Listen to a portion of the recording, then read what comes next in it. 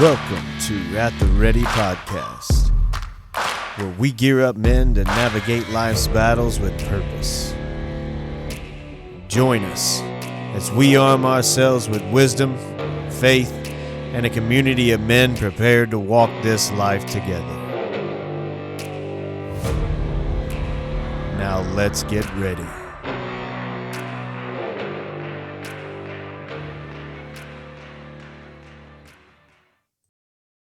On this episode of At the Ready, I sit down with Tyler DeBernardi. Tyler is the new head football coach for the Graves County Eagles. It was a good opportunity to sit down with a young man who has now stepped into a head coaching role. It was a good opportunity to compare just some of his life experience to some of the guys that I've already had on the show, like Joe and Steven. Some guys who've been doing it for a long time. Now we see a brand new head coach. What are some of his philosophies? What are some of his values that he brings to the team? We talk about all those things today. We talk about what it's like to step into that role as a brand new head coach, as a husband, as a father, and just his path and his journey along the way to getting to where he is today. Tyler's a good guy. I'm excited. My son's going to be playing for him this year and for years to come, hopefully. So I'm excited that he's going to be playing for a man who has good Christian values and wants to just make good young men. So sit down, listen up as I talk to Coach Debo. Now let's get ready. All right, Tyler DeBernardi. Hello. Welcome to At the Ready podcast. Happy to be here. Good. Your name's a mouthful, so can I just call you Debo? Absolutely. Absolutely.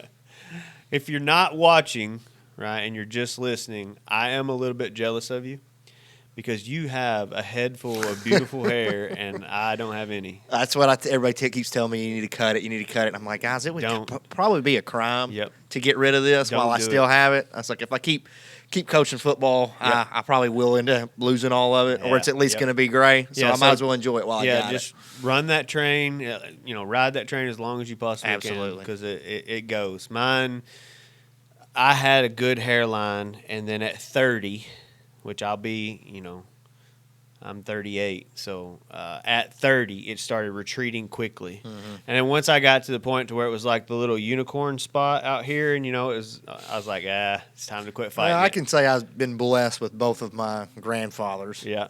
Had hair full of all hair. the way through. My dad still has a lot of his. Now it's we call him the silver fox. He's got some salt and pepper in there these days. But hopefully I'll be able to keep it for as long as I can. Yeah, do it. Don't let anybody talk you into cutting it. So I went to high school with your oldest brother, Garrett, right? And shout out Garrett, class of 2004, right? But you are the youngest of three boys, right? Yeah, we were all 2 years apart from one another. 2 years apart. Okay, cool. And so I'm going to give you a little bit of an intro to get us started. One of the main reasons that I reached out to you is this year or this season of At the Ready, we kind of got a little theme going of some coaches. I wanted to get some coaches involved because coaches play a big role in raising up young men. We just had Mexican, so we're probably going to be doing a lot of that. Anyway, and you were one that Joe's episode's already going to be released by now. So I had Joe, we had the guy who's been doing it a long time, retired, and you are now the new, this is your first season, head coach of Graves County High School. Yes, sir. All right. So I was like, man, we had the old guy who's retired. We got to have the young guy. We got to have the young perspective and see new ideas and see how your method or the way you do things might be different or might be the same. I wanted to feel that out. So to give you a little bit of intro, you went to Graves County. We already said you're the youngest of three boys.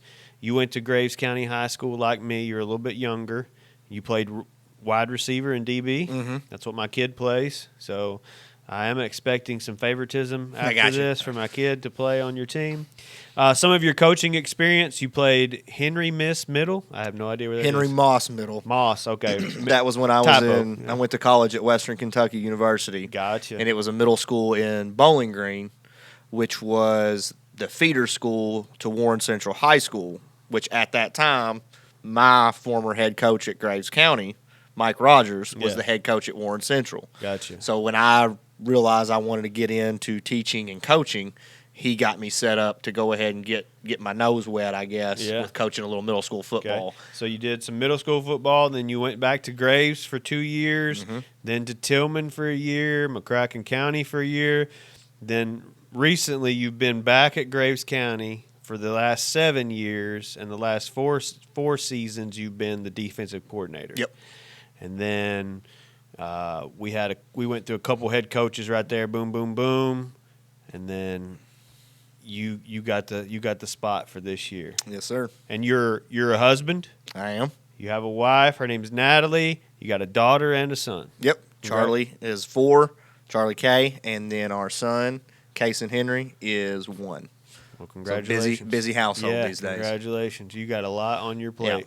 Yep. I don't envy you, which I have a lot on my plate too. It just looks different than your plate. Yeah. Good deal. So before we get into your story, just because I know it's got to be fresh on the brain, what was that like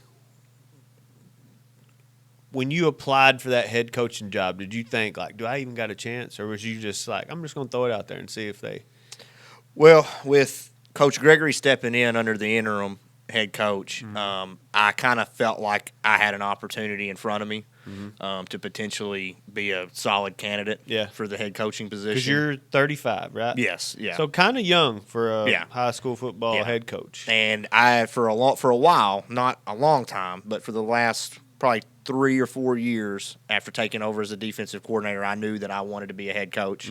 I didn't know where it was going to be at or where that first opportunity was going to be at.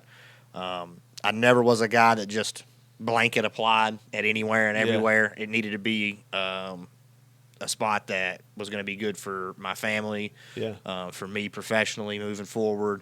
And whenever everything happened the way that it did, I felt I had a good opportunity in front of me. And I just kept my head down and did the best job I could. And then when I submitted the application, I just knew, it's out of my hands now. Just if I get an interview, I get an interview and just do the best I can and let God take it from there. So, man, I saw this stat and I confirmed it with you. You are the first ever alum head coach for Graves County. Yep. So that's cool. I'm excited for that. Yeah. I like to see our own people, being in charge. I know, Graves has a history of hiring from outside. And I can understand that at some point, but, man, I like to see our own people. Yeah, when you really look at it, we talked about it earlier before coming here. Graves as a football program is relatively young. We haven't played football for 100 years here. Yeah. So it takes a long time to build a real alumni base that are going to be able to step into positions of being a head coach. Sure. So it takes a while to get there because it's hard to hire a head coach for a young program, that's an alumni. Right. You ain't got a lot. Because you ain't got a lot of them. Yeah, you ain't got a lot to choose from. Which Graves has a lot of support. We got the 12th man, and that's all alumni guys, and they do a lot. And I can tell you that from being a player, from 2004 to 2008, and then when my older brother Garrett was playing from 2000 to 2004, the amount of support that our program has from the community and from the alumni, it's unbelievable. It's grown so much since that time period to where we are now. Yeah. It's not even the same program that it was, and it really makes me excited for where we're going to get to however long that I'm the head coach here. Because when I was there, so I was there when I graduated. You were in middle school, so we didn't ever see each other. But when I was there, we weren't even playing home games, and I throw that in quotes, on our campus. It wasn't until my senior year. We were the first senior class to play in our current stadium. Right. Yeah, because we shared War Memorial Stadium with Mm-hmm. our crosstown rivals, with the city school, inside of our county.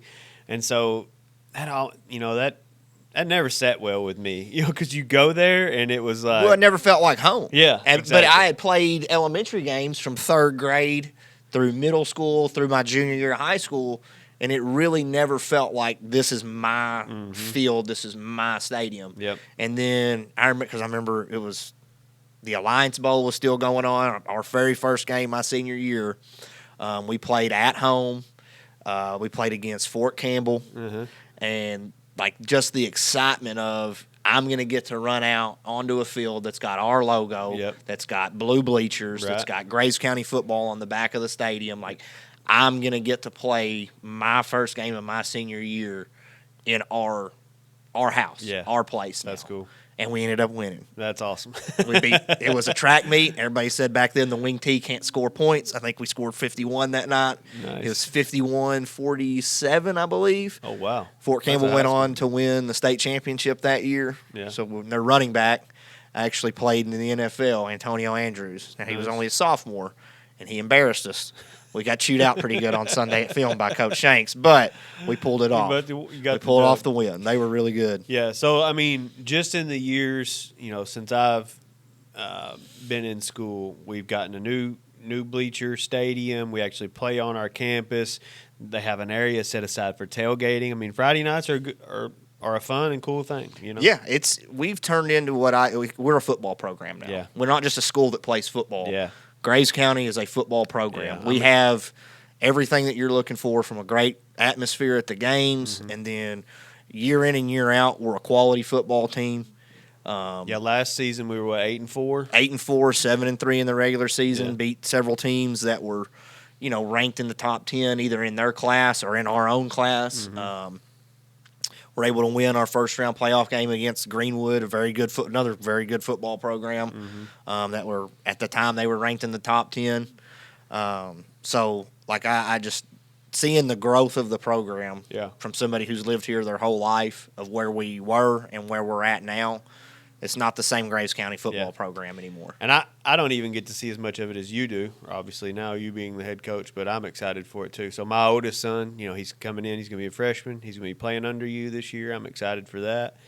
Once he heals up, because he's a knucklehead and broke his leg, right? It happens. It happens. I told him, I said, better your freshman year than your senior year. Let's just go ahead and get this out of the way and move on. All right, so wherever you want to take off, if you want to go back to your childhood or whatever, but let's just kind of hear, I'm going to call you Little Debo because your brother was the original Debo. I can't get past that, sorry. That's all right. But let's just hear where Debo, where you come from. Were you a sports family? Tell us all that. So growing up, 3 older brothers. I had a dad that played high school football, played college football. My dad's not from Western Kentucky or Kentucky at all. He's from outside of Pittsburgh, a little small coal mining town. I would say it's probably smaller than Mayfield. Yeah. But I think on his team that he played with, I think there were 6 or 7 guys that went on to play college football. Several of them went on to play Division I football. Yeah. At a really, really small school. So we were brought up 100% in a not just sports family, but a football family. Now, I will say my dad wasn't football only. It was, you're going to play anything and everything that you want to play, and we're going to support you and take you to it and make sure you're practicing and doing everything that you need to do. Yeah. But I can definitely say, may not need to say this in a church, but when the Steelers were playing at the 1 o'clock kickoff game, we definitely sat in the back row so we could get to the car faster after the final prayer was said, so we could get home for kickoff. Yeah, we got it. So it was definitely a sports family. My dad coached all of us in elementary football. Yeah. Well, what brought your dad to Western Kentucky? Work. He was he started out as a PE teacher. Okay. And taught at high school and coached football and wrestling in West Virginia. After a year or 2 of doing that, he decided to go back to graduate school at West Virginia University, and he got his OSHA degree. Okay. So he was working in, I think it was Allentown, Pennsylvania, for Air Products, and they had a OSHA position open up here in Calvert City. So he decided to come here, and that's how he ended up in Western Kentucky. Gotcha. So yeah, we just growing up in a sports family. This just hit me too. Your mom was a teacher. Yeah, taught in Graves County for 35 years, I believe, at Lowe's and Simpsonia. I had your mom as a teacher in Simpsonia. Yeah, she was a hard lady. I know. I lived with her for a long time. I still only live a few miles from them. I may have. We don't get a lot of slack from Miss D. Golly, I may have said some bad things about your mom under my breath. I was never brave enough to say it to her face. I'm not brave enough. Because she was a hard woman. Yeah. But she was fair. But there was no nonsense in her class. She taught math, right? Yeah. Okay. A little bit of everything, I think. I excelled in math, and so I was on her good side most of the time. Yeah. But I've been on her bad side a lot of times in my life. So I try to stay on the good, though. Yeah. So you guys live in Western Kentucky, football family. What did that look like for you as the youngest, though? Man, our household was competitive.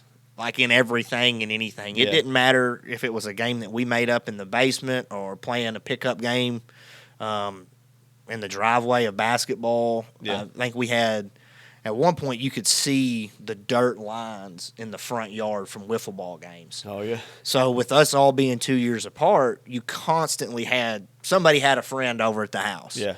Or you had 4 or 5 friends over at the house. So anything that we did ended up turning into a competition, and then it usually ended up turning into a fight, and then it turned into getting in trouble. Yep. And then apologizing. Yeah. And you just woke up the next day and everything was fine. That sounds like a house full of boys. Yeah. And I always say, for me, like I was a lot smaller. There was obviously a bigger age gap and size difference between like me and then Garrett's age, with it being a 4-year gap. But me and my middle brother Nathan, we were 2 years apart, and so we matched up a little bit better friend-wise. But I can always say it was me and my brothers always got along pretty good. We never really fought like that, like you see some or hear about some siblings. Now, we fought, but it wasn't ever that bad. But I would say it would always be my brother's friends that didn't have a younger brother. So it was like, this is my time to try to get on Tyler a little bit. I can punk somebody finally. Yeah. So I grew up with a little bit of a hothead as a kid, So it was always kind of a never back down from somebody mentality. And I had to learn, like, my famous shot in basketball has always been a floater because I always got rejected because I was 6 inches shorter than everybody in the driveway. So I had to learn how to pop the floater on everybody. You perfected the floater. I had the floater. That was my go-to game. Nice. So. But yeah, it was honestly, man, it was a lot of fun. You think it made you a better athlete? Like absolutely. Yeah, absolutely. I always thought, me athletically, I was never great at one thing, but I was decent at a lot of different sports. Yeah. Growing up, like I loved playing basketball until everybody figured out I couldn't go left. So I kind of had to knock that one out. Like I was pretty good through like elementary and then I guess the beginning of middle school. That's when they start to realize. And then they started figuring out after I got like my first 6 shots, like, hey, this guy hasn't gone left yet. Yeah. So if I just force him that way, he's probably going to pass. Yeah. And I did. Yeah. Grew up playing baseball as well. I loved baseball. Honestly, if I was to say what sport I was best at growing up, it would have been baseball. Yeah. But my heart was just always in football, and yeah. that's just where it led me. When I got into high school. So, see, I was the oldest by a lot. Me and my brother are 7 years apart, and then I've got a little sister who's 12 years younger than me. So I was a surprise, to my family. But a previous guest, we brought up the younger versus older siblings, and as a younger sibling, does that make you a better athlete? Well, obviously, because you're constantly playing against older people. So I just, my little brother, he's a pretty good athlete, and I just always say to him, "You're welcome." That's because of me, and I wasn't any good at sports because I didn't have anybody to compete against, So, yeah. When did you start to realize like football's my passion? That's my thing. Did you play multiple sports all through high school? Not all the way through high school. I played baseball and football up until middle school.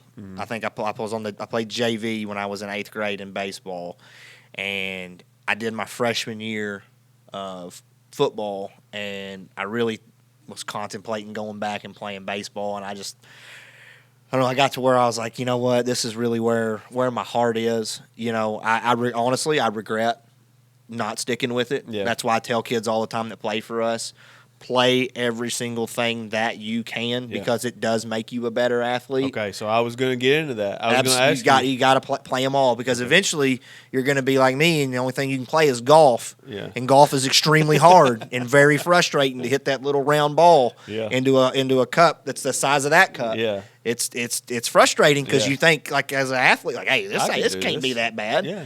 It's not bad to play golf. It's awful. Yeah. It is really hard to play golf. But you keep playing. I brings me back. Yeah. Every time. If anybody asks you want to go play 18, absolutely.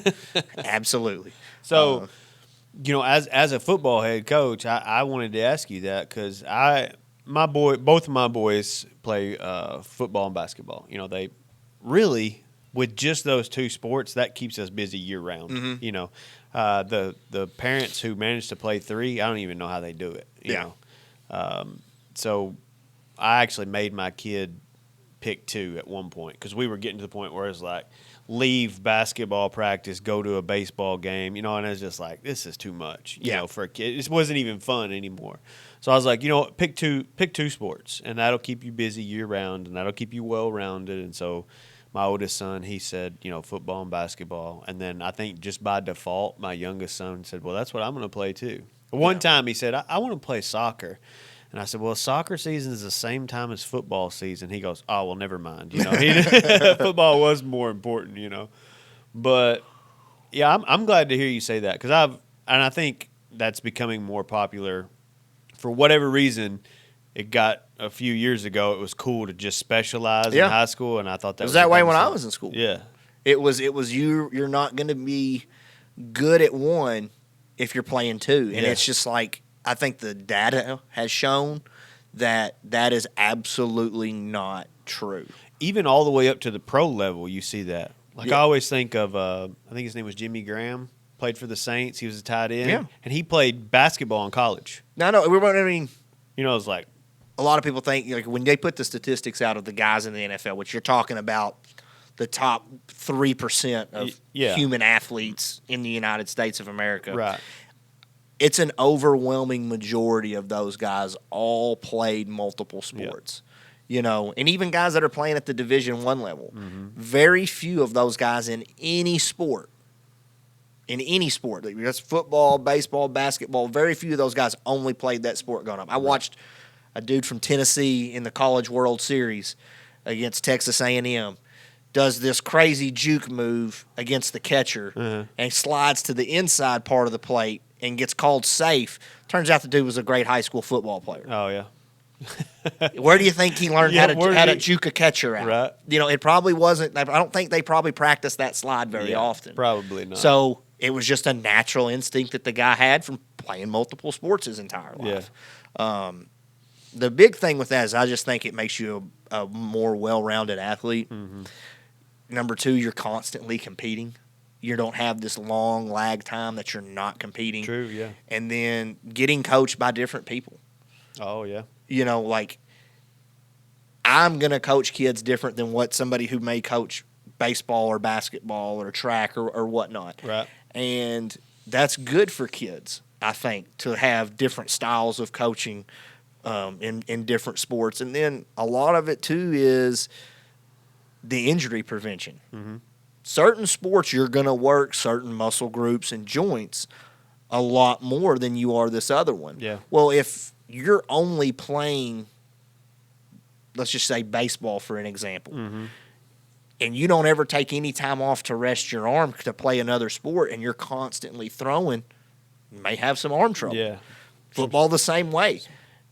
Like there's only so many hits and cuts and things like that you really need to have on your body. Mm-hmm. And then in the off season, we're really in the weight room. We do speed and agility stuff.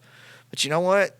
A lot of the guys that are our wide receivers, their jumping ability, that comes from the basketball court. Yeah. I think it makes kids a more well-rounded athlete. I think that the constant competition that you're going through, every day and then getting coached, like I said, by multiple coaches is great. I don't think it hurts kids at all. And to be honest with you, I think there's a lot of times kids need a break from our coaching staff, and I need a break from some of these kids. I love them all. Yeah. But, there's a point to the offseason that I'm just like, you know what? You go drive Coach Bird crazy for a couple weeks. Yeah. You leave me alone, and you go bother Coach Bird or you go bother Coach Holland for a little bit. One of the things that you said kind of stuck out to me about learning, you may even build some skill, let's just say football, for instance. You may even build some skills needed for football from other sports. So I'll use my son, for instance. He plays receiver, DB. He's following in your footsteps, coach, right? He has great hand-eye coordination. Like at home, which I'm not a quarterback, but at home, if I make it, and he's got like – he's probably 5'8", 5'9", but he's got like a 6'4" wingspan. Mm-hmm. If I can get it in that 6'4", he's catching it. Yeah. He's not the most, he's pale like me. So he's not the most athletic kid, but if I can get the ball close, he's going to catch it, right? Well, think about he catches way more passes in basketball than he does playing the game of football. I didn't even really put that together until you said, well, where do they learn to jump? They learn on the basketball court. Oh, yeah. He catches way more passes in basketball than he does some of our best wide receivers are kids that played basketball. Yeah. And it's like for our punt returners and kick returners, I want an outfielder. Yeah. I want kids that play baseball makes perfect sense to catch punts because they judge balls in the outfield. Yeah. I want baseball players to be punt returners and kick returners, and then I'll use a young guy for us as an example in the spring, Bodie Vukasovic, basketball player. He really knows how to use his body to block people out and shield a defender away to catch the football out away from his body. Yeah. And as we went through spring, the more that we were out there, the more that he just grew, like catching the ball in traffic and things like that. Certain other sports work different skills. Yeah. They work different skills. And that's why, like I said, you only have so many years of this to do it. Very small percentage of kids in any sport go on to play at the next level. Yeah. So unless you're going to go to college and just play an intramural, your days of competing with your friends and playing for your school and playing for your community, you only got so many plays in you. Yeah. So most of the time they end at high school. Mm-hmm, they end at high school. So play as many things as you can. Yeah. I've stressed that to my kids. Which my wife, she's a way better athlete than me. She played multiple sports and yeah. But the only thing I have on her is that I am a man and denser muscle tissue and all that kind of stuff. But anyways, I told my kids both, I was like, listen, you didn't win the genetic lottery with your dad for sure.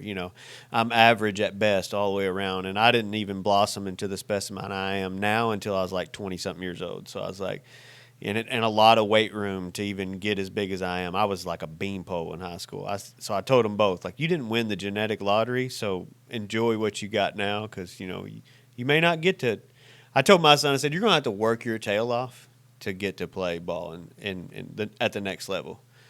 And he's 15, so he doesn't have a great work ethic yet. We're hoping you can beat some of it into him. Anyway, so your high school years. Mm-hmm.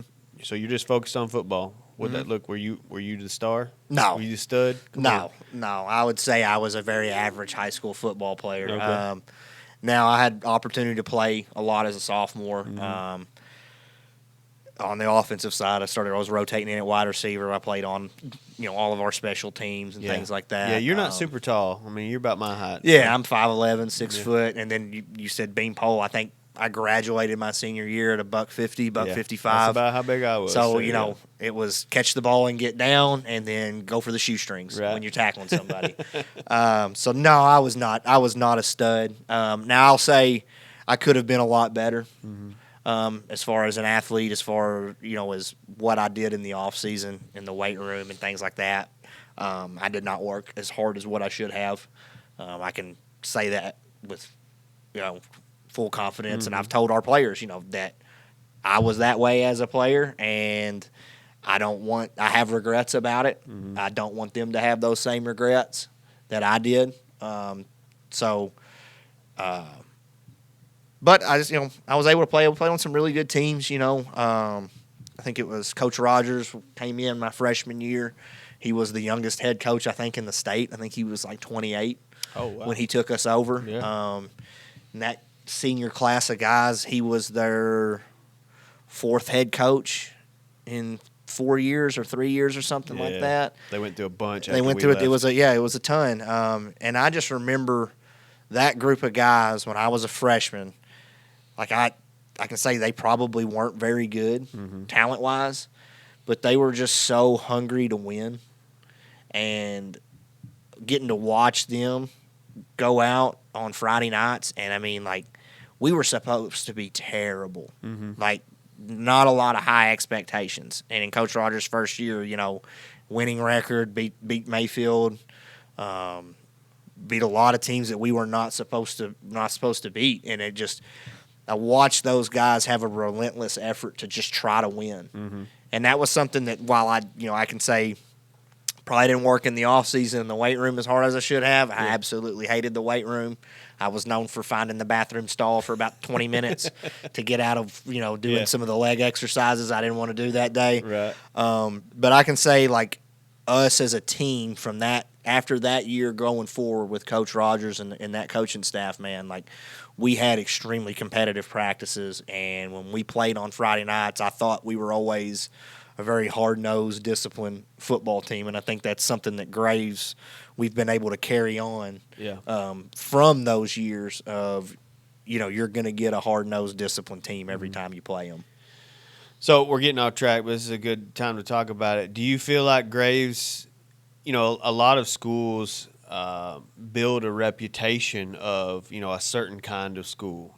We're a passing school, or we're a running school, or like you said, a hard-nosed school. Like, we're going to give you everything we have regardless of, what the score looks like. Do you think Graves has kind of built that Absolutely. over the years? Absolutely. I told him I'm really good friends with the head coach at Greenwood, and I told our players when I was addressing, we had a senior retreat where we stayed the night up in the locker room and went through some team building stuff and set goals and things like that. And I told him, I said, guys, the biggest compliment that I got last year as a coach is when I shook a coach that I respect. William Howard's to me is one of the best football coaches in the state as far as just a football mind. And when he shook my hand, he said, I'll tell you one thing, your kids play hard. And that, to me, that's the biggest compliment that you can have as a football coach is when somebody tells you your kids play hard and you play the game the right way. It's all I can ask for from you. Yeah. You're not going to win every game all the time. Right. But you can give 100% maximum effort every time you step on the field. Yeah. And I think we've built a reputation of doing that. All right. So after high school for you, where do you go? Went to Western Kentucky Community and Technical. PCC is what it used to be called, the community college. Was not the most disciplined young man, like I said, as far as a football player in the weight room and the classroom. Didn't have bad grades, but I didn't have the grades I should have. So my parents were like, look, you going off to a 4-year university probably isn't going to be wise. You won't have us. You're not. You're not going to do well. Yeah. So I went there. I absolutely hated it my first year. Yeah. Like, I was ready to be like, no, I'm transferring out. I'll take on the student loans. Like, I'm not going here. Yeah. I stuck it out. And what I noticed is in year 2, a lot of my friends who went off to school were now in the same classes as me, except they had to retake a bunch of stuff because they didn't pass. Right. So I was like, okay, Mom and Dad, y'all were right on this one. You led me in the right direction. Turns out they had some wisdom after all. Yeah. Yeah, after the 2 older brothers, they kind of figured like, this one's a little different. Maybe he needs to go here. Well, we don't ever like to admit that our parents are right. Even now, as I'm a 38-year-old man. I do. I haven't needed my parents' guidance in 20 years. But every now and then, my dad will, I'll be getting on to my son or probably preaching something to him that I got, and I'll look over at my dad and he's just got that grin on his face. I'm like, shut up. I don't need to. Yeah. And then from there, went on to Western Kentucky University and finished out my undergrad. So you just did like gen eds at PCC? Yeah, I did the 2 years, got my associate's degree. And then when I transferred up to WKU, started their educational program as a special ed teacher. Why Western? Just because it's close-ish? Or? Yeah. So I was kind of tore between Western and then UK. Yeah. My oldest brother, Garrett, went to UK, so I'd gone up and visited him. Mm-hmm. My middle brother went to Western Kentucky. I'd visited him, and honestly, I just liked Western more. Mm-hmm. I'm not a big city person. Right. Yeah, Lexington's bigger. Lexington was a lot bit more of a. It felt like more of a city, and Bowling Green felt more like a town that had a college in it. Gotcha. So I fit in. I felt like better personality wise there. I like being a little closer to home. Any reason you didn't consider Murray? Just want to do something different. Okay. I wanted to get away for a little bit and just try a different experience, a different setting. I think there's a lot to that. Like, I'm going to encourage both my kids to go somewhere. Yeah. Like my in-laws, they all live in Wisconsin. So my oldest son, he's already dead set. He's going to be a Badger. I'm like, go. I hope you do.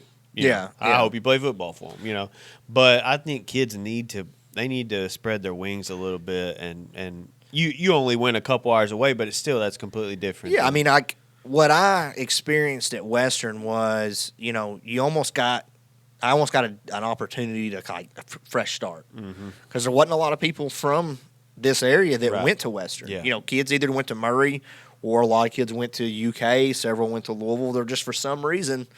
Out of the people that I graduated with, not a lot of people went to WKU. Yeah, people kind of skip over Western. So when I went there, I made a whole new set of friends, and like a lot of those guys were, they were the groomsmen in my wedding. Yeah. And it was honestly a really, really great experience going there.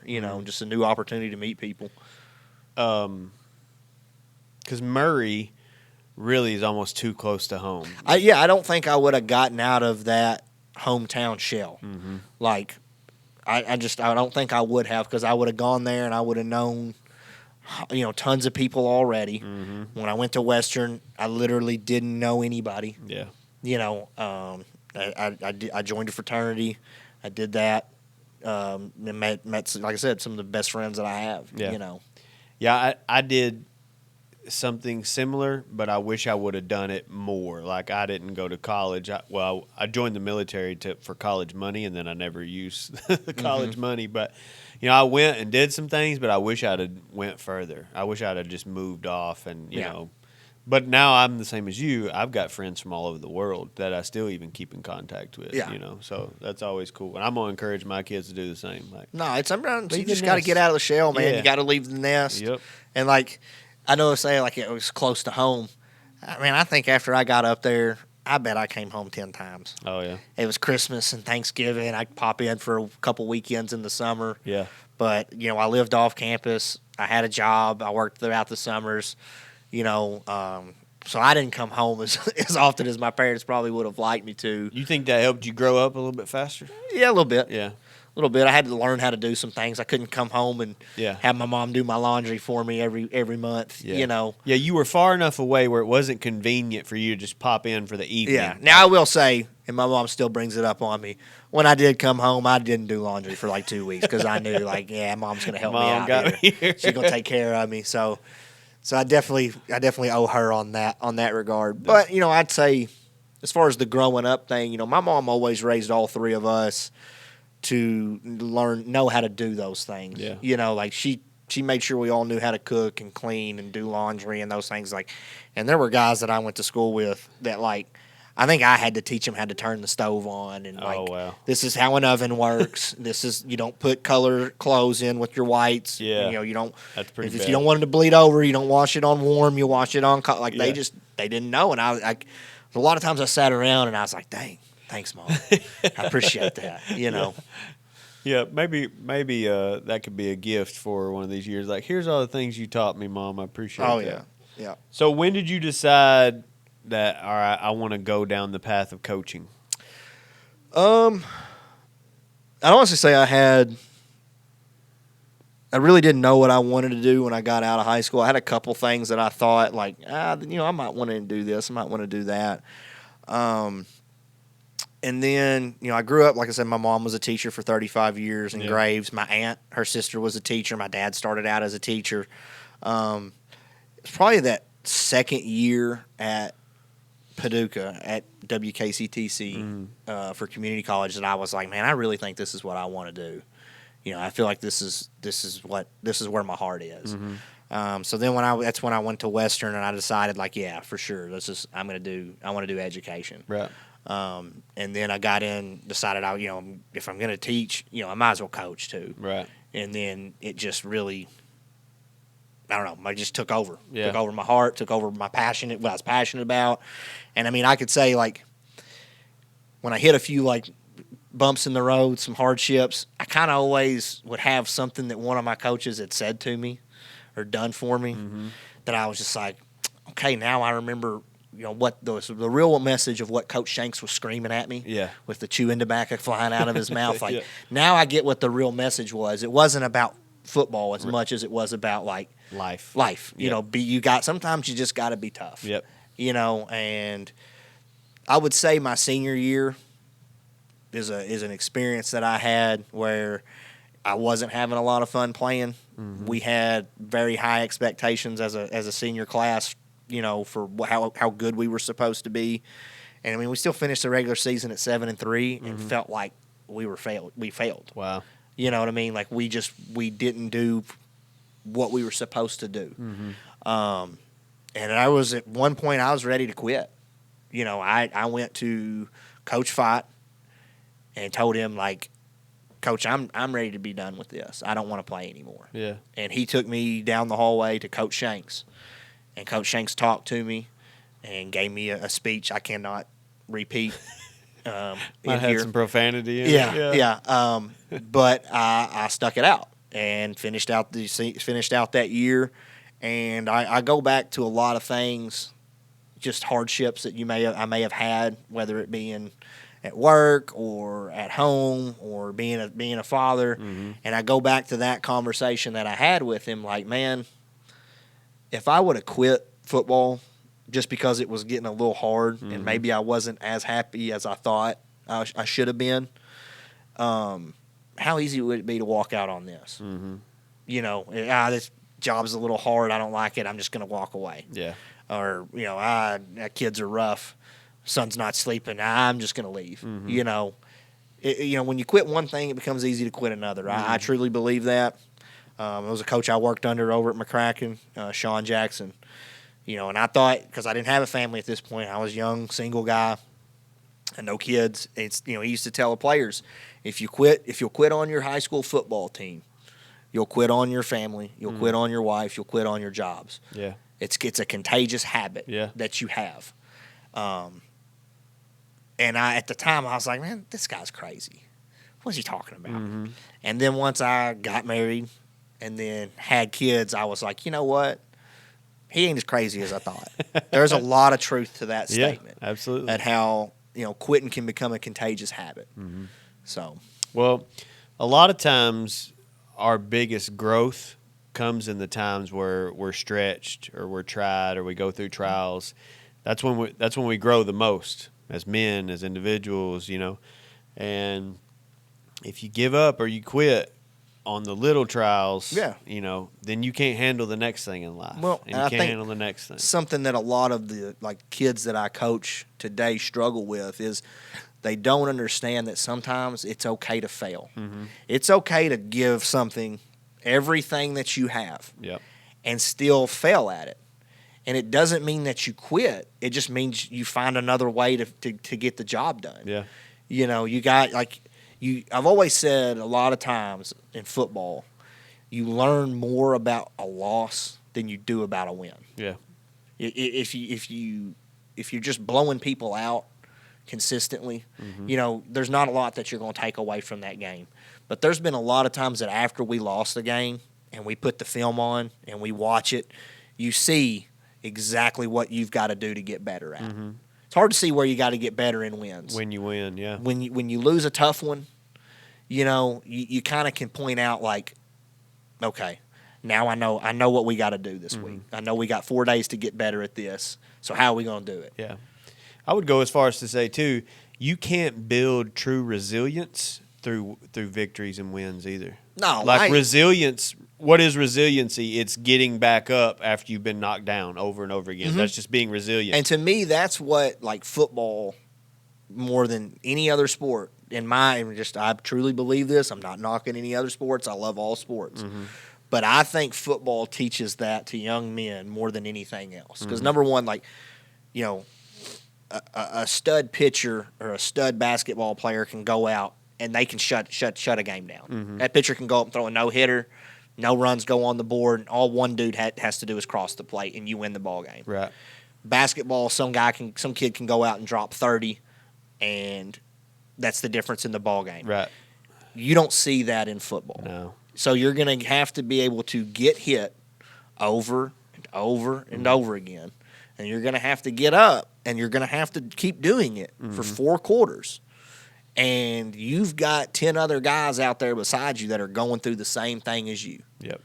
And I think that football teaches kids more about life than any sport that I played growing up. Now, like I said, again, not knocking other sports. Yeah. But that's just where my heart is on that. This is cool for me because, like I said, Joe Morris sat in that chair just a couple weeks ago, and he said something very similar as far as he said, he said, I love other sports, but he said football has more team building in it and team effort than any other sport. Well, here's another thing to look at. I don't know who the guy was that said this, but I saw it on my Twitter, just scrolling through it, popped up. Yeah.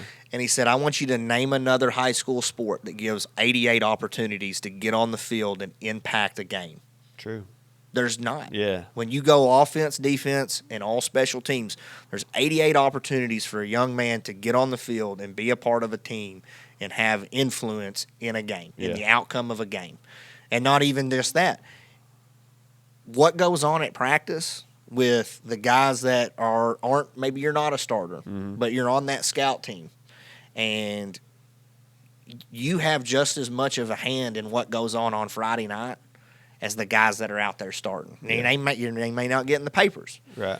But I make sure us as coaches recognize those kids. That's good. For what they're doing and what their role is on the team. Yeah.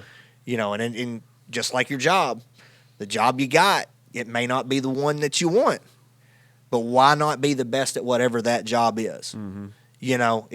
I think Nick Saban had a line where he talked about, I think it was Martin Luther King said it, if you're a shoe shiner, be the best dang shoe shiner that you can be. Yeah. So if your job on Monday through Thursday is to play on the scout team offense or the scout team defense, then go out there and be the best player on the field that day at what you're doing. Right.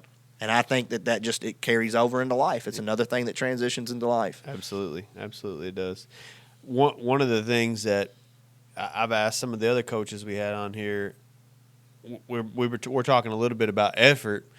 What are your thoughts on attitude as far as on the team? What are some things that maybe you don't tolerate or that you encourage as far as attitude goes?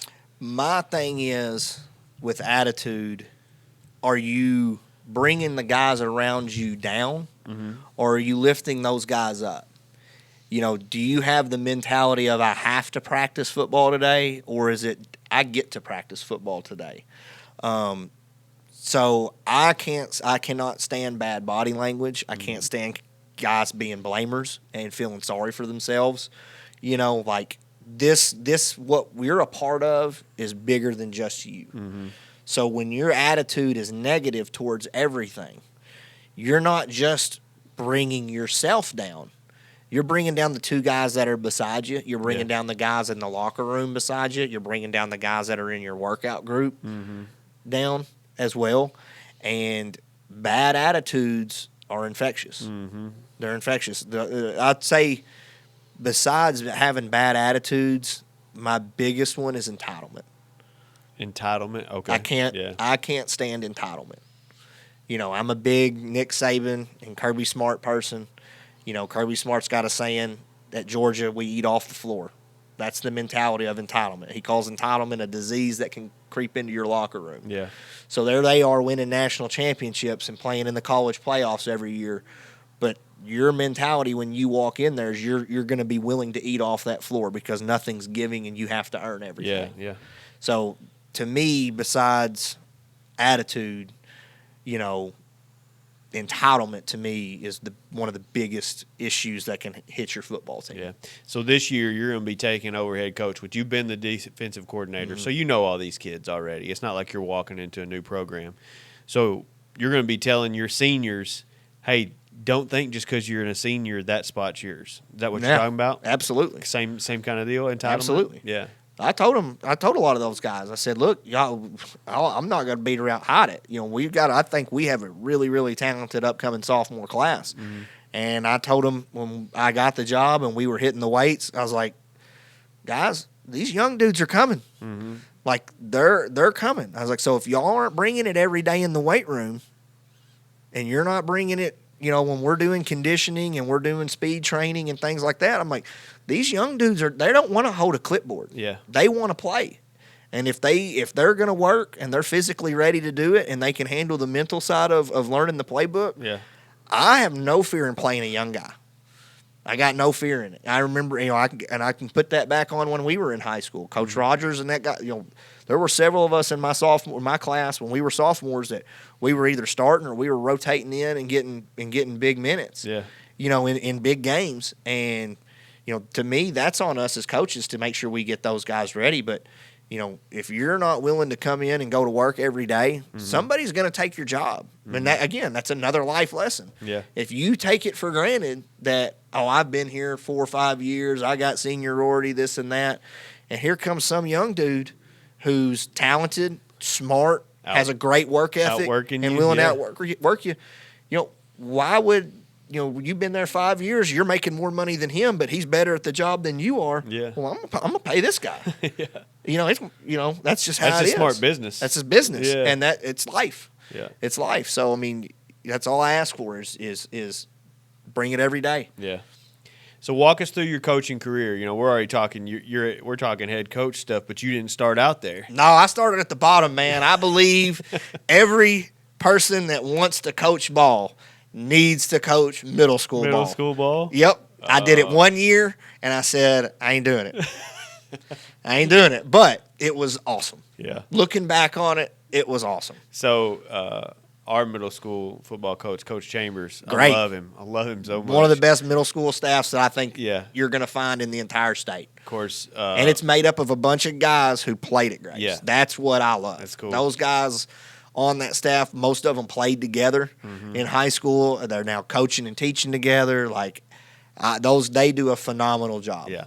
So my son played 3 years under Coach Chambers. And what I loved about Coach Chambers more than anything is I've seen him scream at the top of his lungs. He's a screamer anyways. I love his coaching style. He's fired up. He paces on the sidelines, and he's got that good coach yell. Yeah.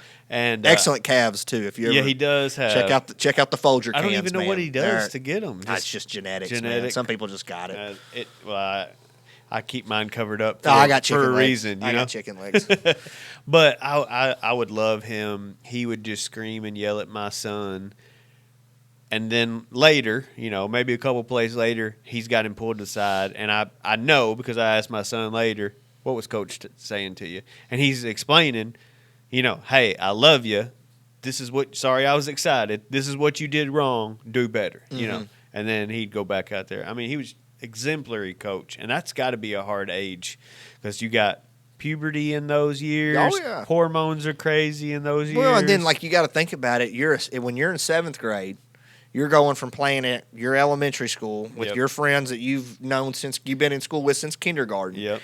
And then all of a sudden you're thrown into this middle school with a bunch of different people. Well, kids, you don't have that much time. You don't know a lot of these kids. Well, and then you got to go play ball. Yeah, in Graves County, you played against those kids. Oh, I remember talking trash to my friends in the beginning of practice in 7th grade. Like, man, you're not any good. You played at so and so elementary. Blah blah blah. Yeah. So it's different. It's hard. I think that's a very hard job to do. Yeah. To bring those kids in like that, and I can't say enough about the job that those guys do for our program. You think I just want to take the opportunity and say thanks for watching At the Ready up to this point.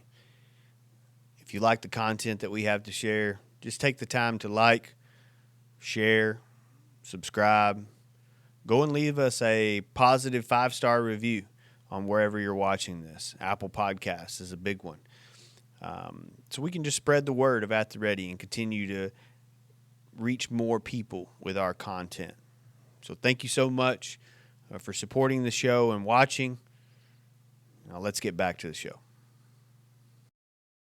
Do a good job getting them ready for Absolutely. You guys when they get to you.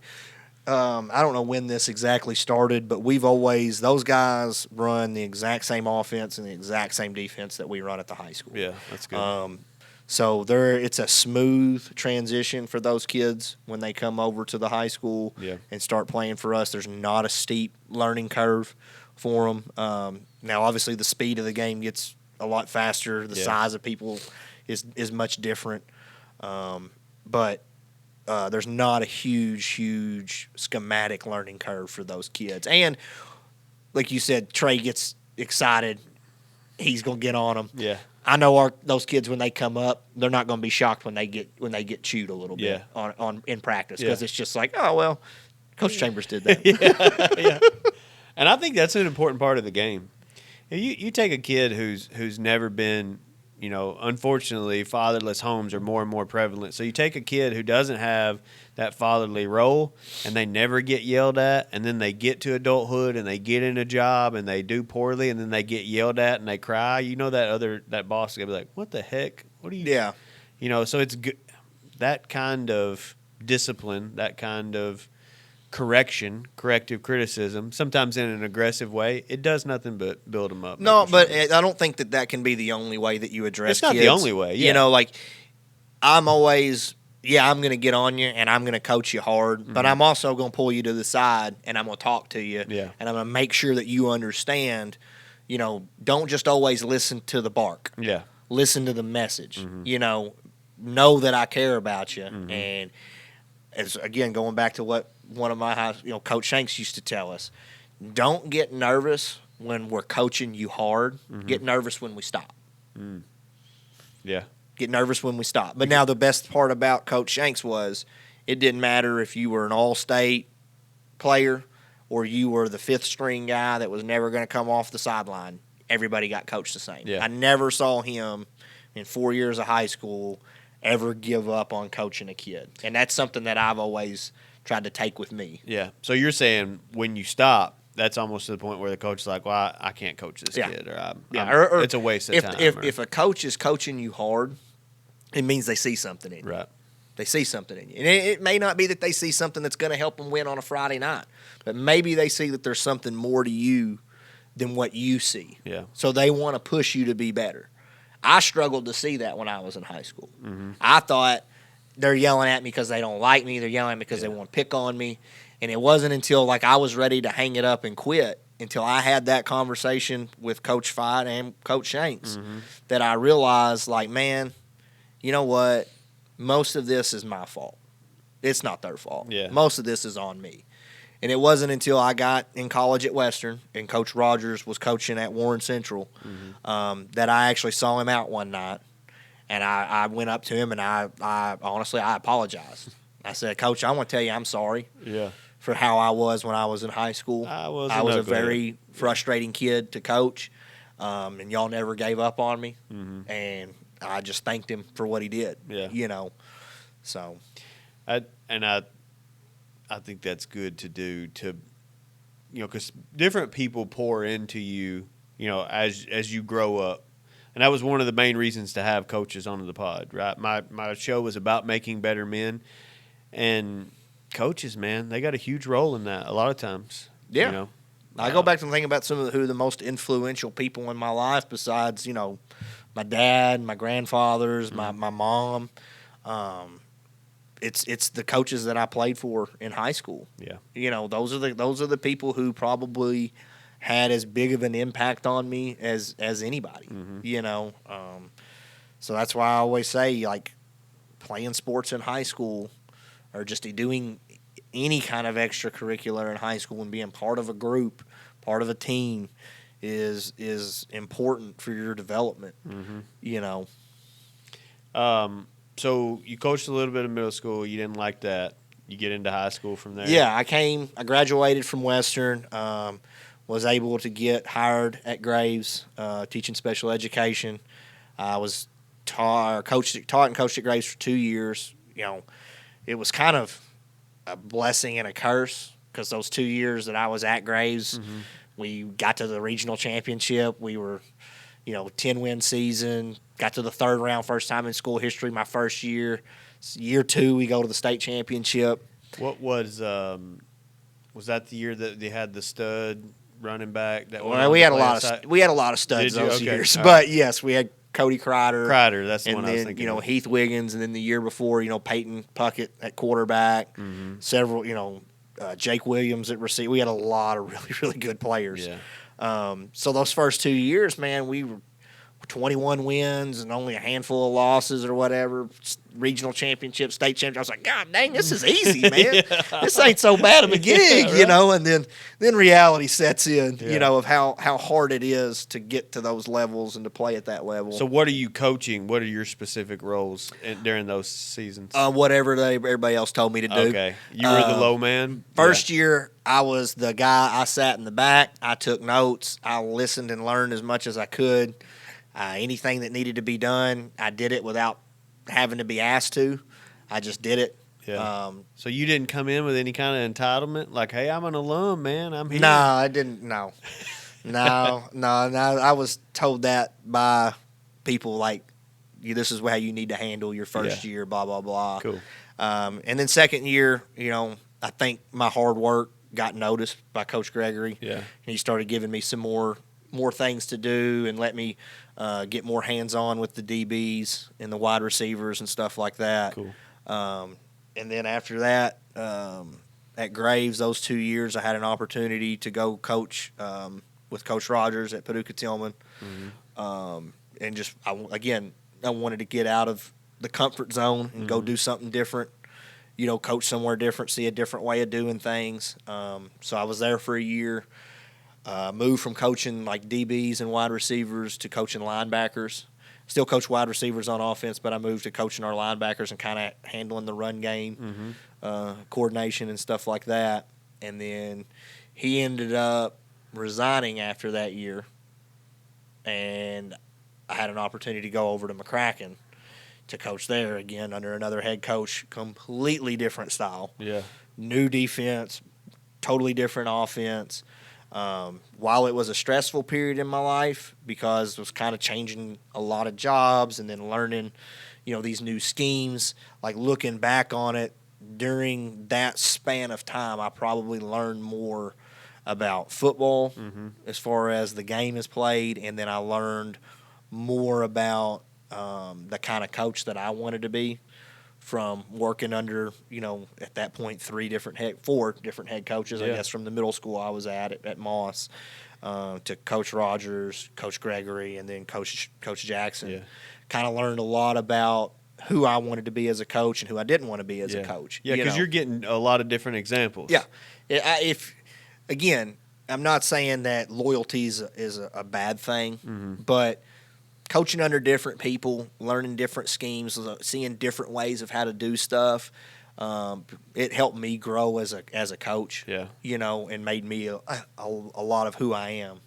And then after McCracken, I was able to come back to Graves, and really settle in. Yeah. I learned the grass sometimes isn't always greener on the other side, and the age-old statement that holds true is it's greener. Grass is greener where you're going to water it out. Right. Yeah. So I don't regret those experiences.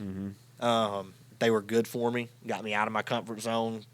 Got me to learn a lot. But definitely was happy to come back and be at Graves. Yeah.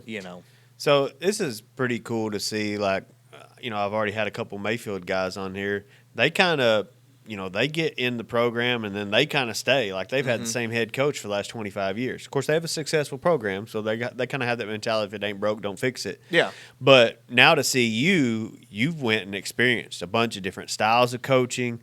Like you said, I like the way that coach did that, but I don't like the way he did that, so I don't want to do those kinds of things. And then you take all that together and put it into, now we get Coach Debo. What's your coaching style going to look like? So that's interesting. Yeah, it like I said, in the United States, I mean, when I came back to Graves, I went back under Coach Gregory and then under Coach Kemp, and then I did a spring practice at McCracken with Mark Clark, and then I did another spring practice at Graves with Morgan Cruz. So I've worked under a lot of different guys and seen a lot of different ways of doing things, and I've kind of built my own philosophy on how I want to run our program going forward, and what works and what I don't think will work, and what needs to be changed and what needs to stay the same. Yeah. Like I said, if it ain't broke, don't fix it. Yeah. If you got a recipe and a formula that works, why mess with it? Yeah. I got a couple ways of cooking steaks I'm not going to change. That's just how they're going to be cooked. Right. Medium rare. And salt and pepper, and that's it. Salt, pepper, a little garlic. Yeah, you go a little garlic. It's not okay, bad. all right. I'll allow that. Yeah. But again, I think experiences mold you. Yeah. Whether they're good experiences or bad experiences, that's who molds you into the person that you are. Right. So talk to me a little bit about, you had 4 years as defensive coordinator. You're basically like one of the top assistants. You got head coach, offensive, defensive coordinator. You're like top three. Sometimes the head coach does one of those two, right? Yeah. But so you had 4 years before your head coaching job as defensive coordinator. How much did the kids change your plan from year to year? You know what I mean? Like every couple of years, you're getting different kids, and you may not be getting. Let's just say you don't get a lot of bigger kids, so now you just can't pound the ball and run. Maybe you get kids who are more athletic and fast. Maybe you get taller kids, shorter kids. How does that affect your game plan year to year? I think that that's where I talk about these experiences of coaching at different schools and different schemes. Is I've learned, a 4-2-5 defense, a 3-4 defense, a 3-3 stack defense. So being able to have all those tools in a toolbox and be able to adapt and change what we do based off the personnel that you have is what makes a great football coach. You can try to fit square pegs in round holes all that you want to. Yeah. But football is uniquely a trickle-up sport, meaning the innovation happens at the high school level. Okay. And then it goes up into college, and then now you're finally starting to see the stubborn NFL. You know what? These guys that are in shotgun, from the time that they're in fourth grade through college, maybe we don't need to put them under center 90% of the time and then label the guy a bust. Yeah. Because we refuse to change our scheme. Yeah. In high school football, you're only coaching what walks through your hallway. Right. So you may say, hey, I want to air it out. I want to chuck it 75% of the time. But if your quarterback can't hit water if he threw the ball off a boat or he doesn't have it, why? Yeah. What are you doing? Right. You're not going to be successful doing that. Yeah. Or if you ain't got anybody that can catch the ball, But hey, I got a big dude back here that can run the ball. Yeah. I got a big offensive line. We're going to run it. Yeah. Now you can do all of those things out of what people see as a spread offense and things like that. Just because you're running spread don't mean you can't run the ball. Yeah. That's what a lot of people don't understand is they think, well, if you're in shotgun, you're throwing it. Nah, that's not always the case. Right.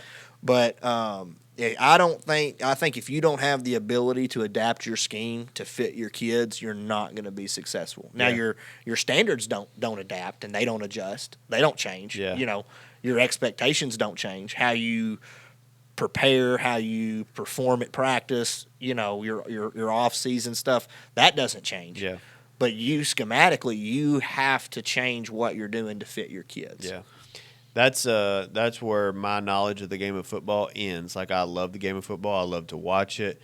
I love to watch, kids and grown men just beat the crap out of each other on the field. I think it's one of the more athletic sports, But then, you start to talking schemes and, these, and I'm just like, I just want to see a good football game. So that's why I don't coach. I leave that to you guys that love the game, So I do want to get into a little bit more personal stuff. But before we get there, you won me over the night.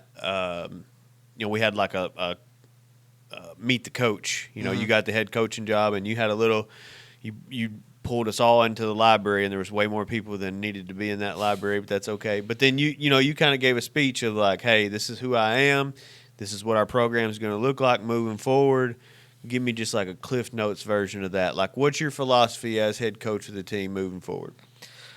So for me, my goals as a coach, I think everybody's aspirations are, I want to win a state championship. Yeah. And obviously, yes, gotten there one time, it may have ruined me because I'm relentless in trying to get back to it, and I want to win. I want to win one so bad.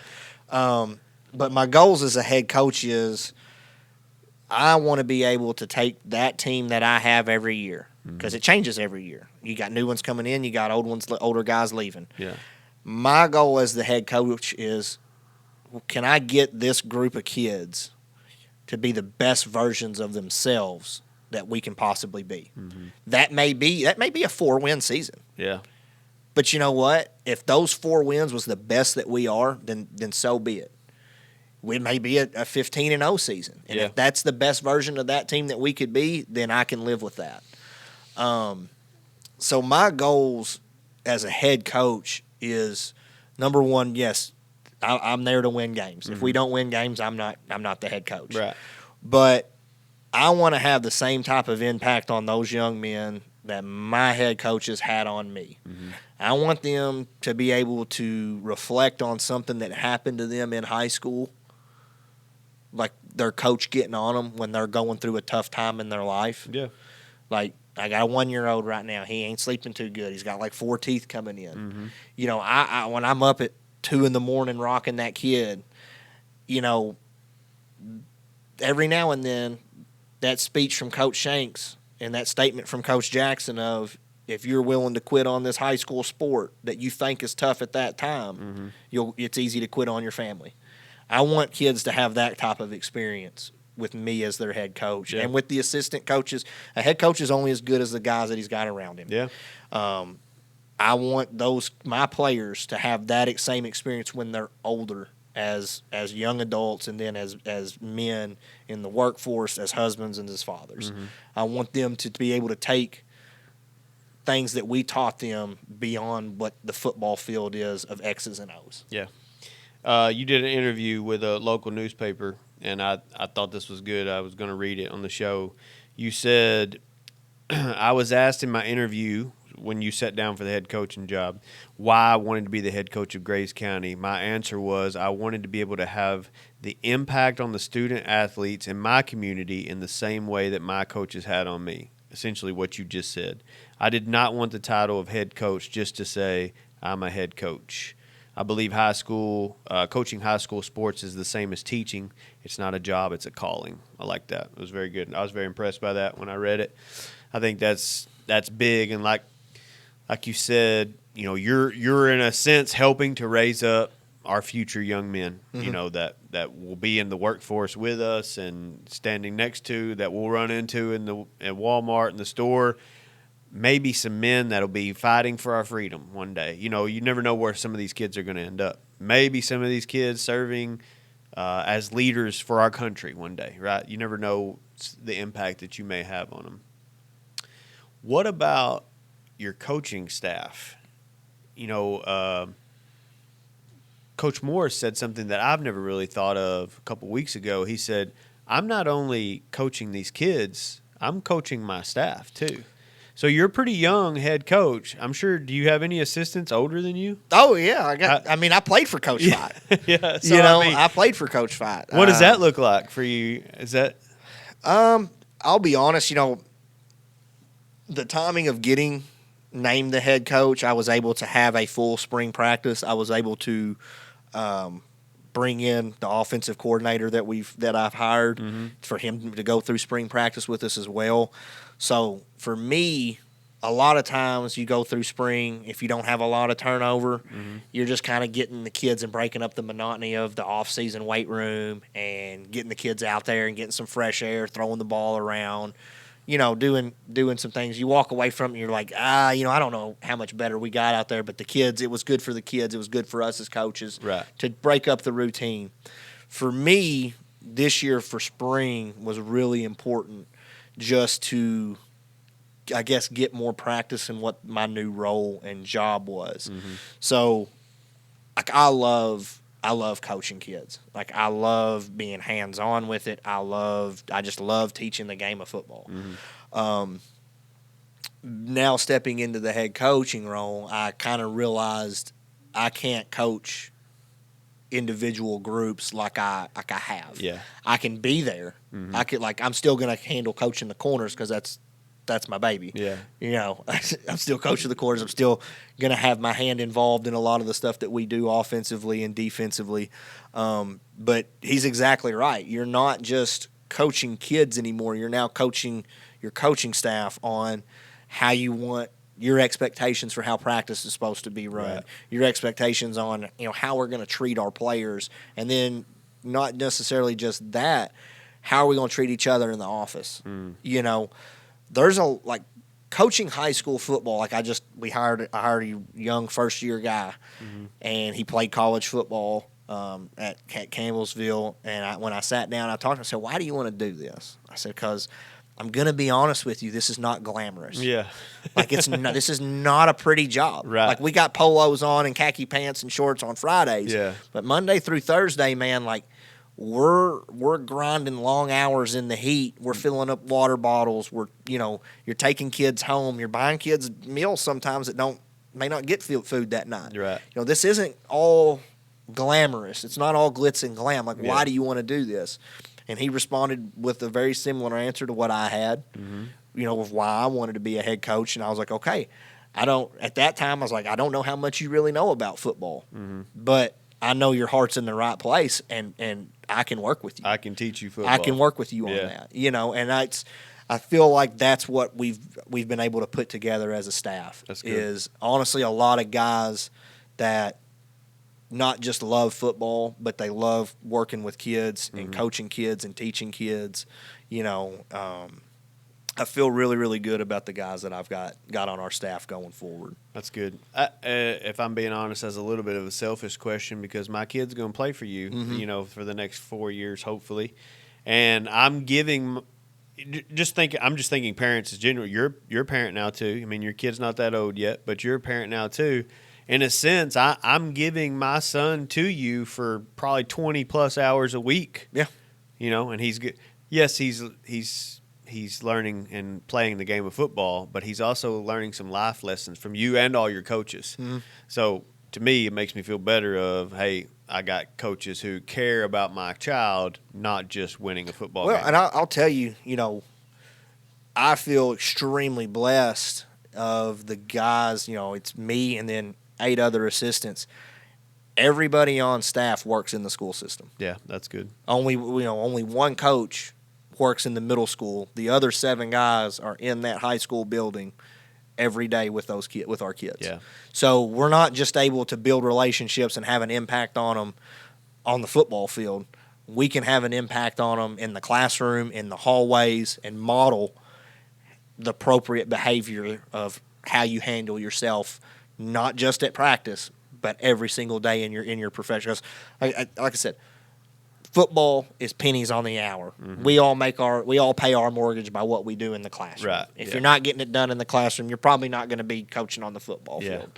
So that part of our jobs is just as important as what we do on the field. Yeah.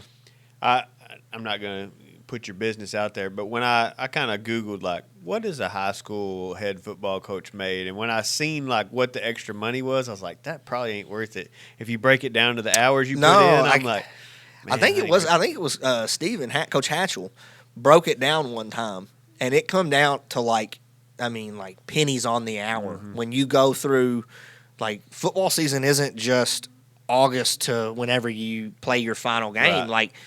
We lost in November in the second round, and we gave the kids off until we came back from Christmas break. Yeah. And then we're in the weight room. Yep.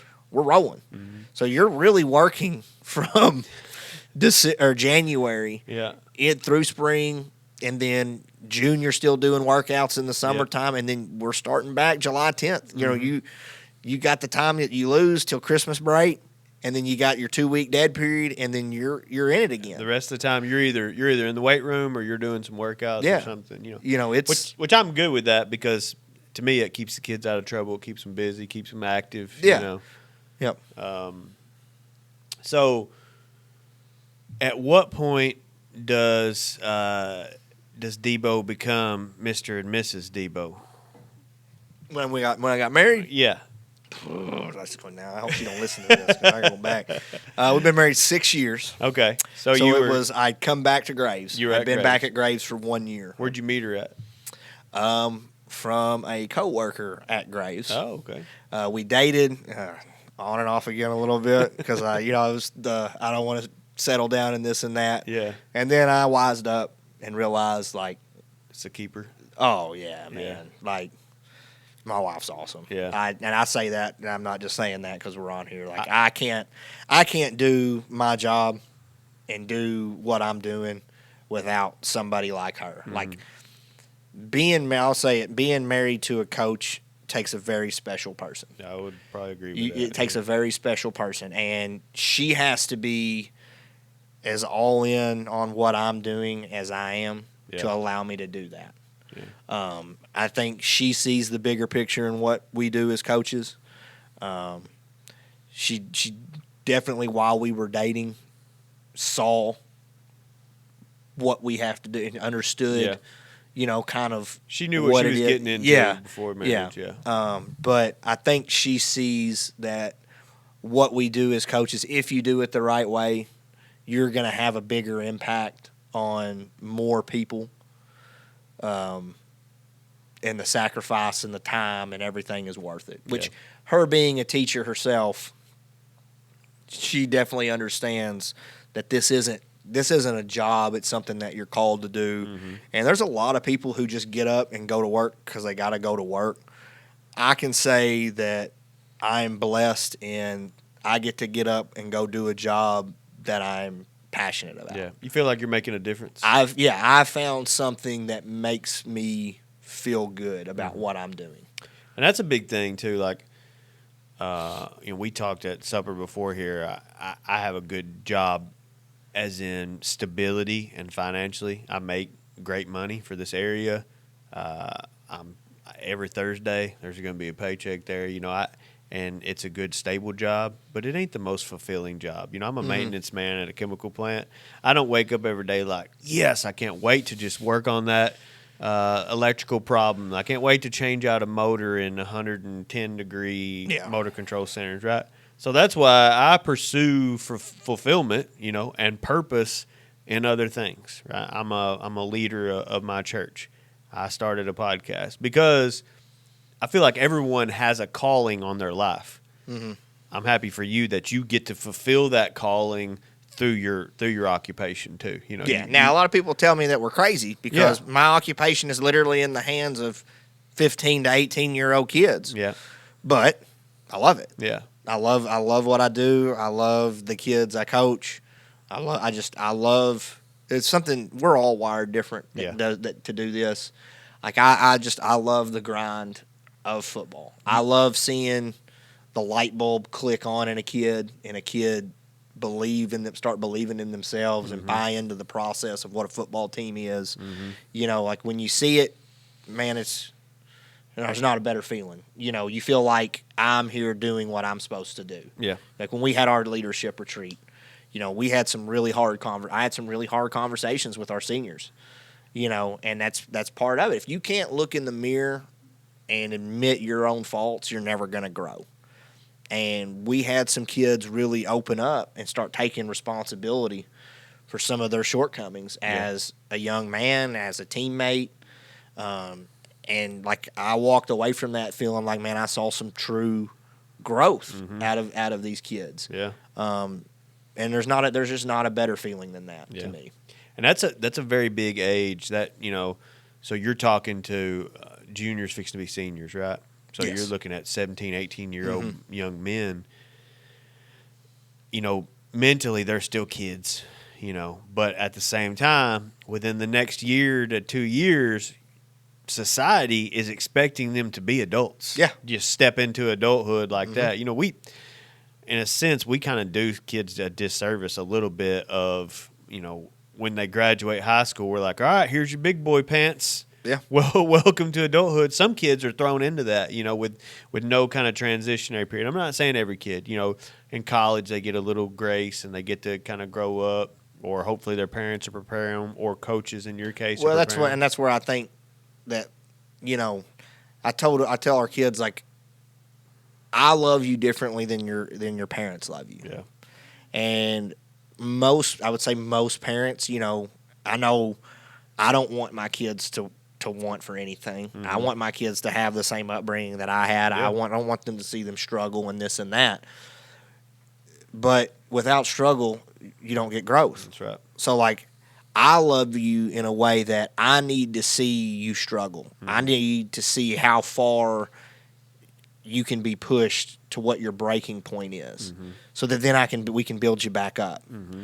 Because if you don't know what that breaking point is, you're not growing. Right. You're staying comfortable. Yeah. And you don't grow being comfortable. Yeah. You've got to be comfortable being uncomfortable. Yeah. To really get the most out of your life. It was you're preaching a good message here. So my pastor just preached one yesterday, and we talked about stretching.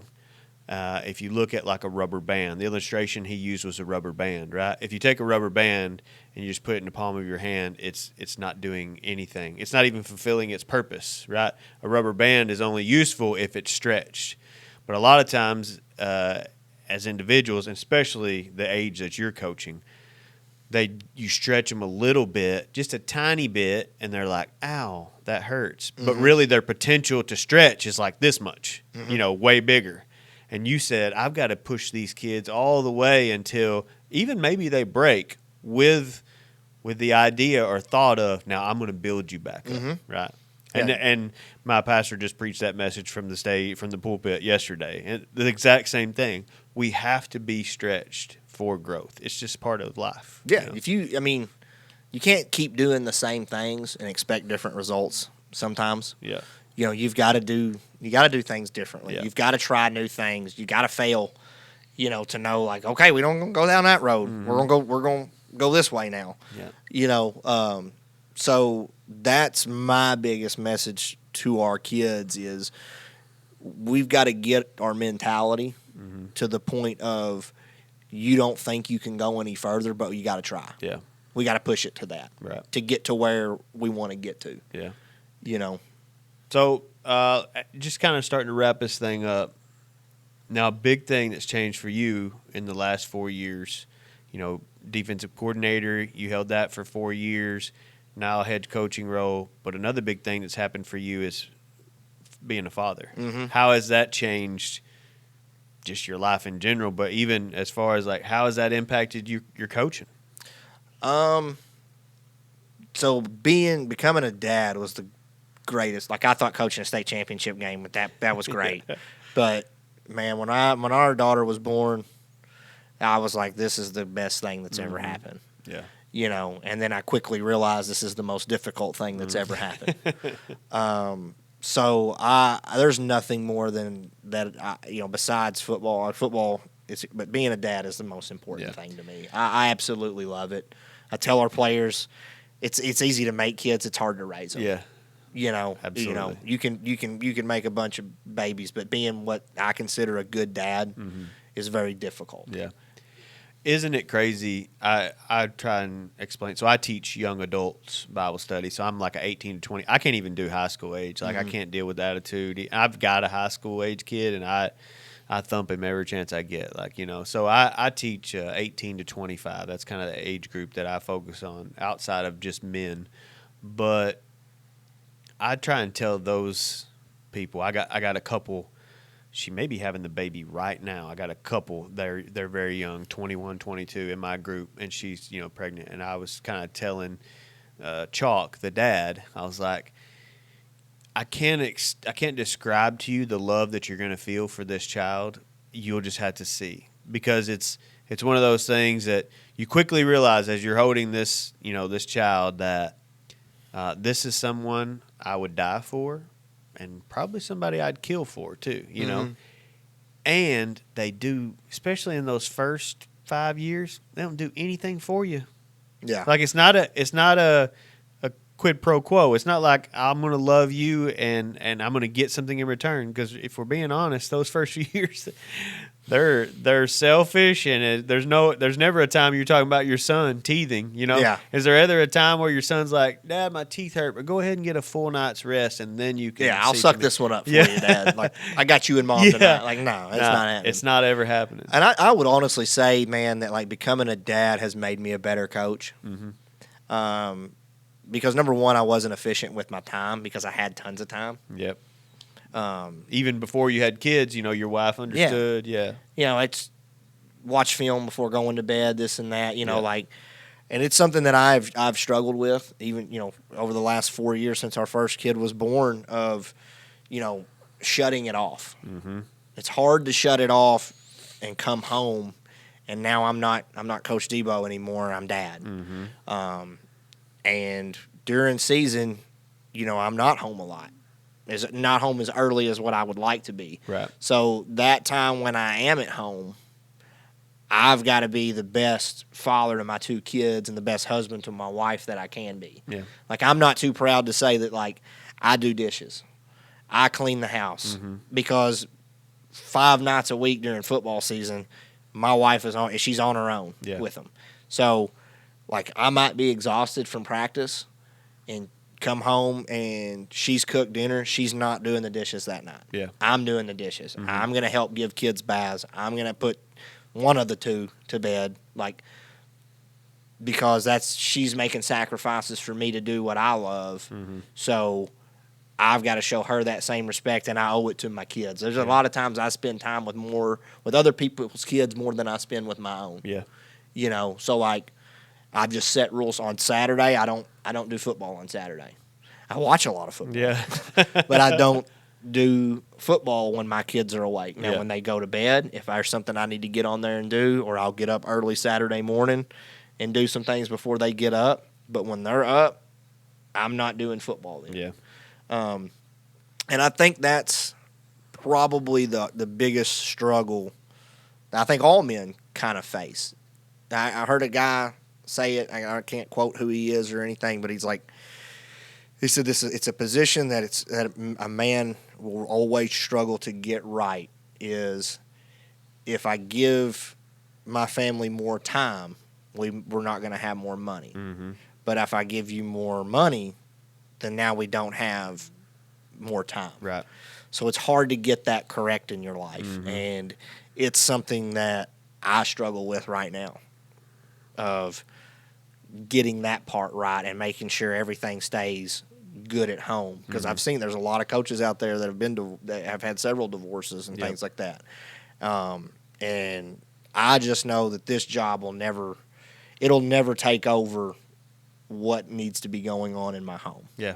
So your first, I'm gonna get a little bit preacher Brad on you right here. Okay. So your first calling is always. I love that you said you feel like you're called to teach and you're called to coach, right? Which I've seen you coach over the, even just a defensive coordinator. I think you're very gifted at it. I think it's a gift given to you from God. But your first calling is always to your family first, right? And then to other things on top of that. And I struggle with that as a man too, right? I want to provide for my family, like you already said. I don't want my kids to want for anything. It's a different love than you have as my son's coach. I love him more, right? And I don't want him to want for anything. So as a man, I have to provide. I've got to go out and I've got to work a job. I got to make money. And then I got to spend the time with my kids. But then I also have to do the things that God's calling me to do, which in this season of my life is this podcast and, in God's church and those kind of things. So I struggle with that balance too, of turning it off, being present.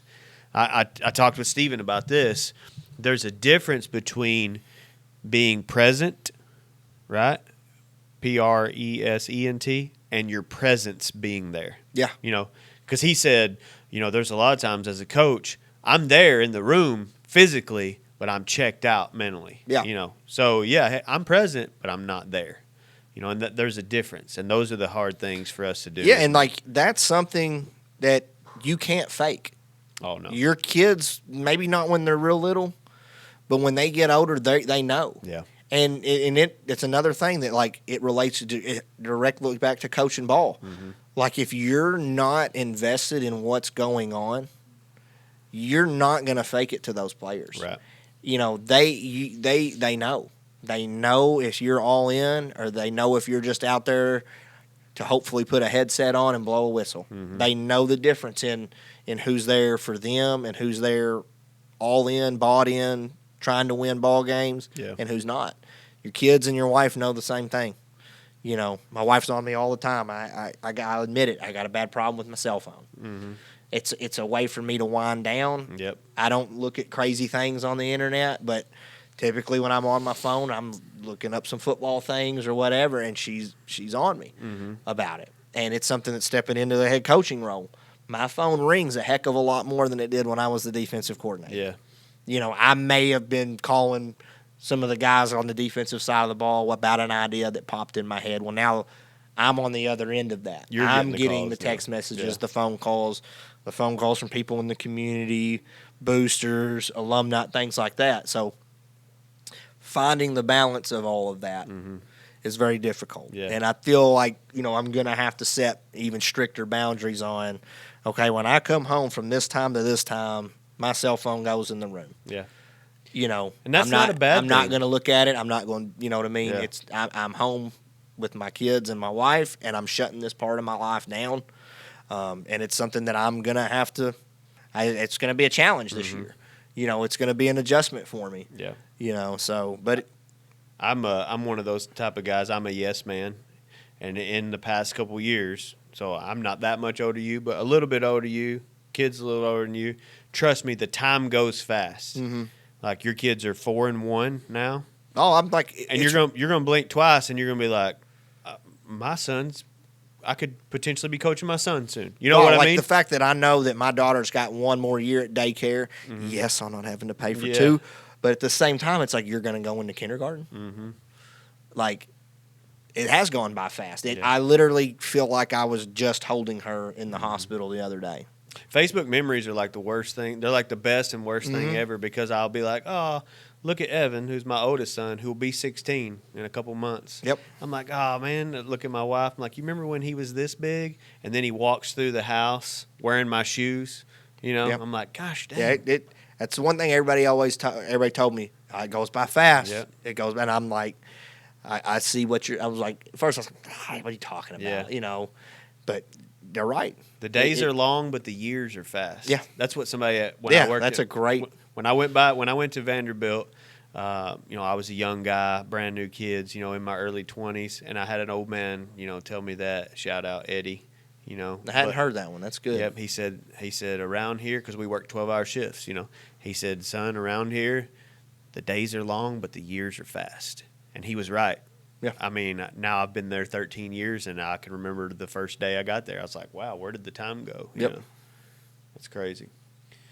Man, I think we about covered it all, Debo. Well, good. You got anything else you want to talk about? No. I just leaving it on, like, the world needs good men. Yep. The world needs good fathers. Mm-hmm.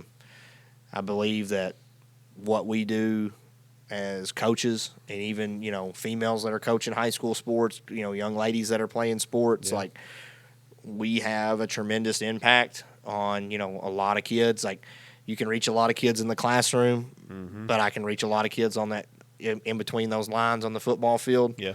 And as long as somebody will hire me, I'm going to continue to do it. Yeah.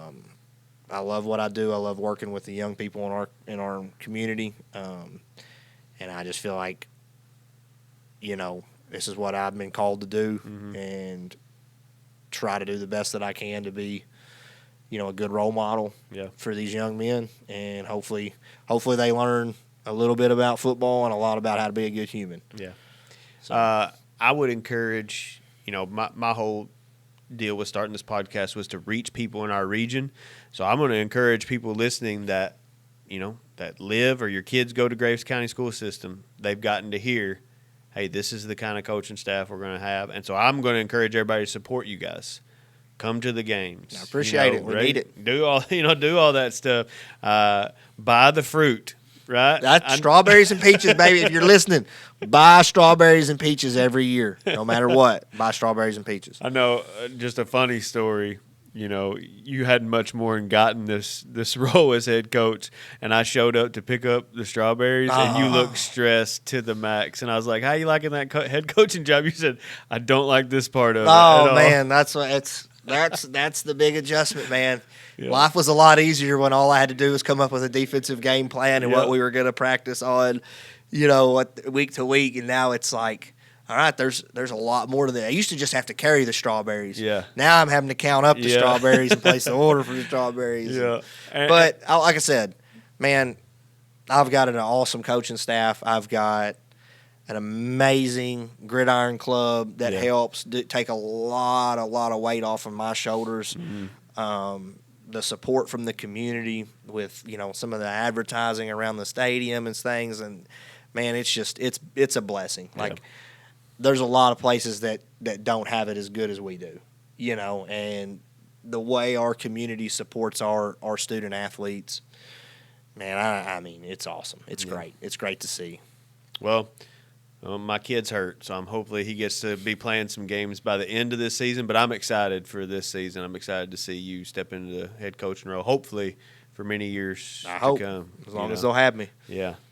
And I do. And I mean, it's not all about winning, but I like winning games. It's more fun when you win. Let's just face it. Life is better when you win. It's just how it is. So, I'm praying for good, healthy seasons and that we win plenty of games. Absolutely. All right, I'm gonna pray for us, and then we'll wrap it up. Lord, I just thank you for my time with Coach Debo. I just pray that you continue to bless his family and just our community. Lord, I thank you that you're putting godly men in the place of even helping me to raise my children. Because let's just face it, it's a community effort. These kids spend multiple hours a week under the tutelage of these coaches and these men. So I just thank you for putting good men in those places. Lord, I pray that they rely on you, that they get to spend alone and quiet time, and that they feel the calling just like Coach Debo said that he does. Just forgive us where we fail you. Go forth with us. We ask just a hedge of protection around everyone, and it's in your Son's name we pray. Amen. Amen. Thanks for coming again. And until next time, stay ready.